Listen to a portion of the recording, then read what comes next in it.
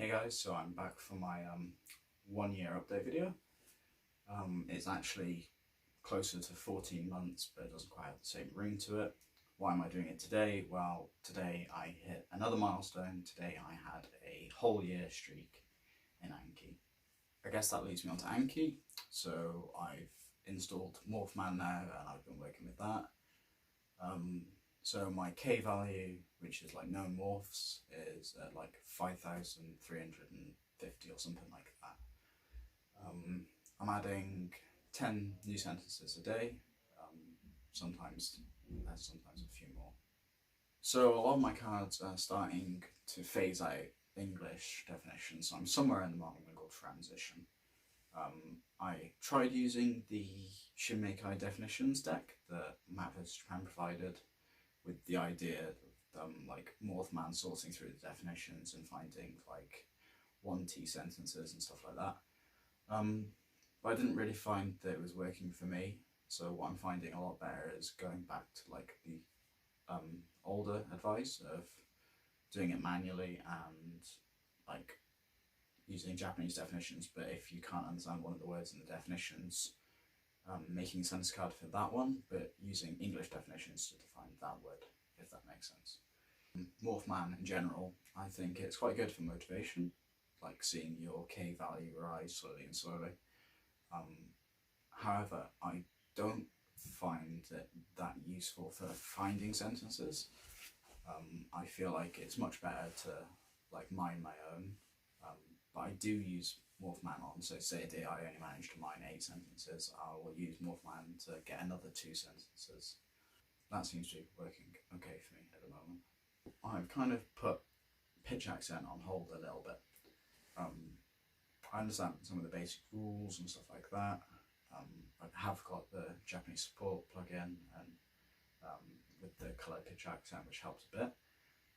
However, I feel like I should probably get further down the path where I can understand what's actually being said, like comprehend the meaning, before I start trying to worry about the pitch.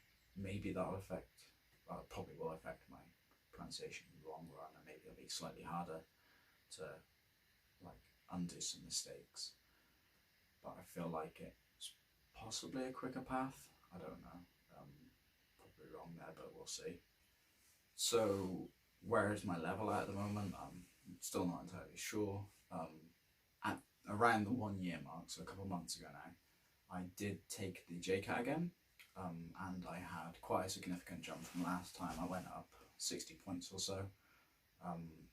One of the bigger things that went up was my grammar. My grammar doubled the score. The reason I think that is because one of the decks that I was mining from with Morphman was the Dictionary of Japanese Grammar. There's a small group at my university that we all decided we were going to take the N3 exam this year. So we were working towards doing that in July. So we took a mock exam, which I passed. And it was still like 5 months before the exam, so I feel like I would quite easily pass the N3 exam when the time came. However, due to the ongoing health crisis, the exam's been cancelled, which has led me to think, oh, stuff it. I'm not going to bother with N3. I will just wait until I'm in Japan and I'll probably go for either N2 or more likely I'll just go straight and jump in at N1. Whether that works, I don't know, but we'll see near the time. I guess the biggest change in the past 6 months has been my focus on immersion a lot more so than Anki. I've been finding a lot more time to actually immerse.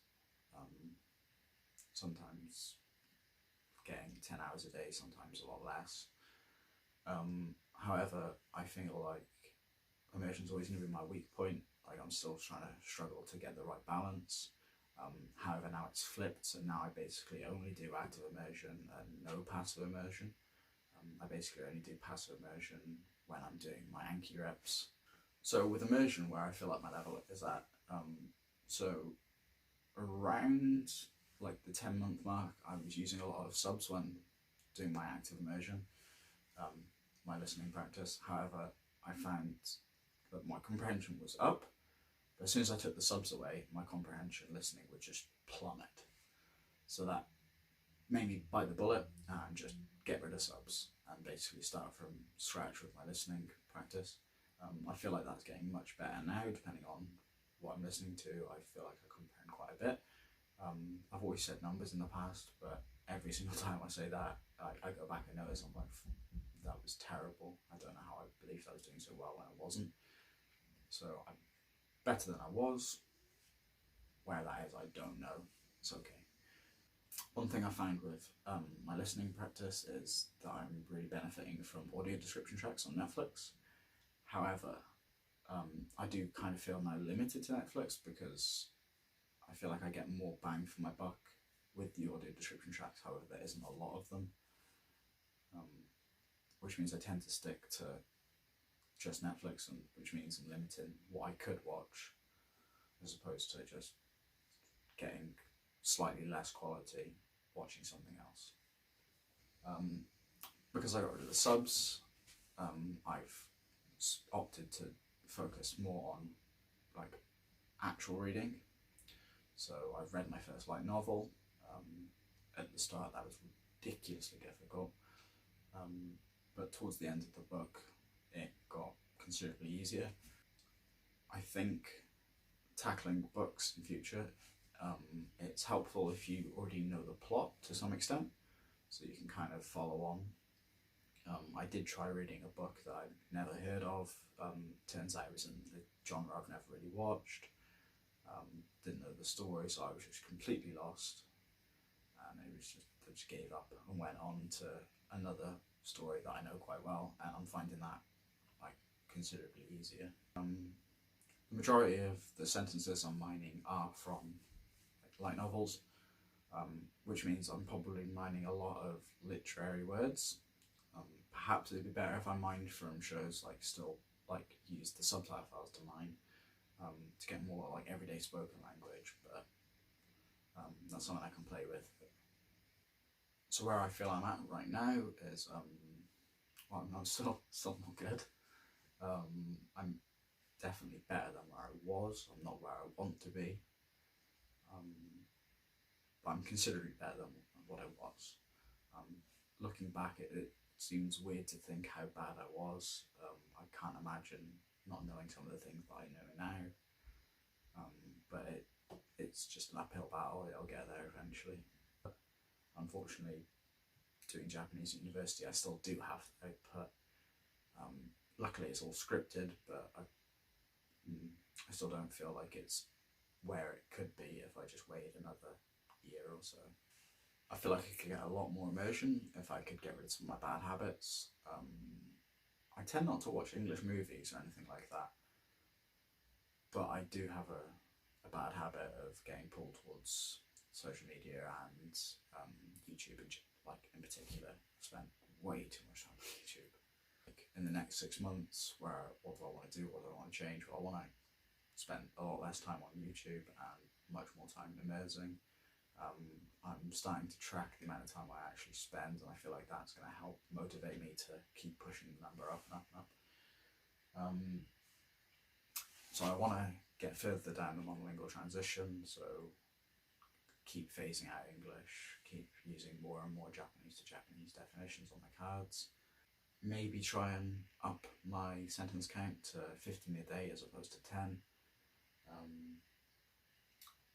Do more reading, just basically more of everything in general, apart from YouTube obviously.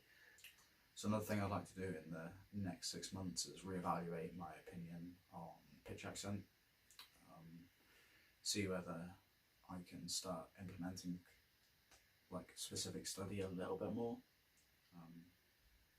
Maybe that'll improve like how I feel towards getting closer to output. I'm not entirely sure. I don't know if I'm going to do an 18-month video because obviously this is more like a 14-month video, so it's only 4 months away. I don't know how much progress I'll make in that time, but I'll think about it. If not, maybe a 2-year video. Yeah, I guess that's it. So I guess I'll see you in sometime, 6 months, a year, we'll see.